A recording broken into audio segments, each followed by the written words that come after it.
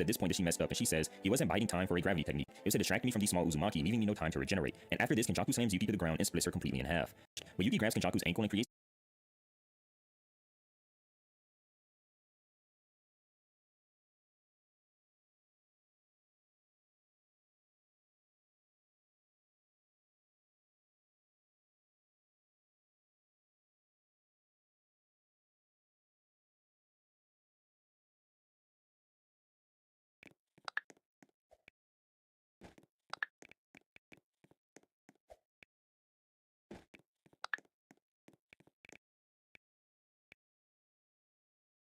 The man you're looking at is either one of the greatest masterminds of all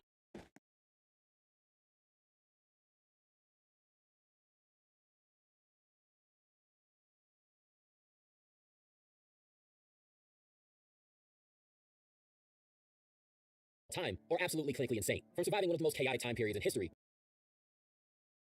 to ignore Kenjaku wanted nothing more than to push the absolute limits of human potential. Kenjaku was on a mission that will destroy everything around him in record time, and he will happily watch the world burn to see that happen. The world that Kenjaku wants to create is one with chaos, anarchy, and a kill or be killed rule. There was a time when Kenjaku was thought to be a less important figure. Now no one can ignore him if they want to survive. Because if Kenjaku is left unchecked, then everything will come to an end. But Kenjaku wasn't always moving on this grand of a scale, so what happened? Kenjaku has always had grand ambitions, but the way that he went about achieving them and what they eventually evolved into are drastically different than how he started out at the beginning. There's something that he saw, something he witnessed that gave him a new perspective entirely, something that made him know he had to aim at far greater heights. What he was aiming at wasn't big enough. He had to think bigger, and all of it started in the Heian era. Kenjaku's journey would have him meeting some of the strongest and most interesting people across generations of time. He would meet Uro, the head of a squad of elite assassins, Yorozu, who by herself was on par with that entire squad of trained killers, Ryu, who had the highest curse energy output in his entire era, and Kishimo, who had one of the most dangerous types of curse energy output that anyone has ever seen, all of which would play into his plans in more sinister ways than they could imagine. What Kenjaku wanted was simple. He wanted to see the absolute limits of human potential. He was born in an era where conflict, war, murder, and violence were a natural way of life, and through that constant conflict, evolutions were born. People created new barrier techniques, curse techniques elevated to levels that no one thought was possible. Domain expansions evolved from putting out a set of rules to killing someone with no way to avoid the attack, all out of survival and a constant activation of the human fight or flight instinct, something that Kenjaku wanted to take full advantage of.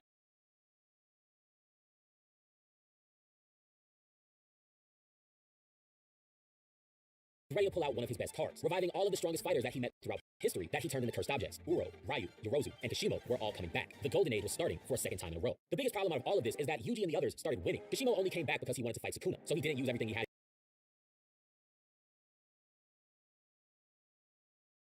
against Akari, and he lost. Yusa Kotsu beat Uro, Druve, Ryu, and Kurobushi, and took down entire colonies by himself. Yuji beat one of the modern-day sorcerers that Kenjaku had awakened, and Megumi Fushiguro beat Reggie Star, who had been brought back from the past as well. All of the major players that Kenjaku invested in had been beaten, and not only and by his time before attacking Tengen again because of the Six Eyes constantly stopping his plans. But now all of that waiting was coming to an end. And with Kenjaku being one of the strongest barrier users of all time and having curse spirit manipulation, he was one of the few people on the planet that could track down colonies as a part of a ritual to merge everyone with Tengen. Even the sorcerers that Kenjaku brought back from the past were a part of this entire plan from the beginning, whether they knew it or not. They only existed at that point to be sacrificed to create this monster that Kenjaku envisioned. To take it a step further, Kenjaku manipulated the United States government into invading the Culling Games with over 800 troops from the United States military to wipe out the Jujutsu sorcerers, under the pretense that they could monopolize curse energy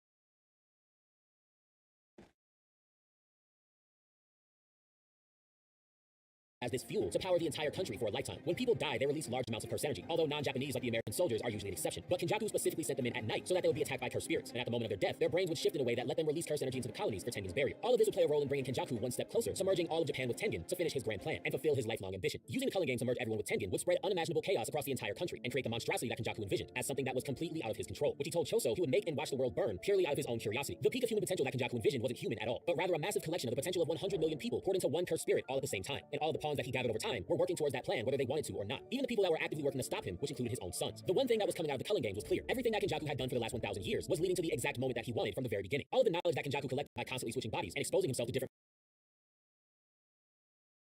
Forge of Jujutsu gave him the knowledge and ability to create a plan on this level and execute it seamlessly. Making binding vows with sorcerers from the Heian era all the way up to present day gave him strong enough players to bring into the Culling Games to force out enough curse energy to satisfy the barrier's requirements by killing the players around them, which was incentivized by the rules of the Culling Games themselves. Yuji swallowing Sukuna's finger served as the beginning of a new age, with Sukuna being the first of those incarnated from the Heian era to walk into the new world, with the death paintings that Kenjaku made in the Meiji period serving as the catalyst for Yuji's growth, who would then participate in the Culling Games to push the curse energy inside of the barriers even further, along with the cursed spirits that he collected with Suguru's curse spirit manipulation being used to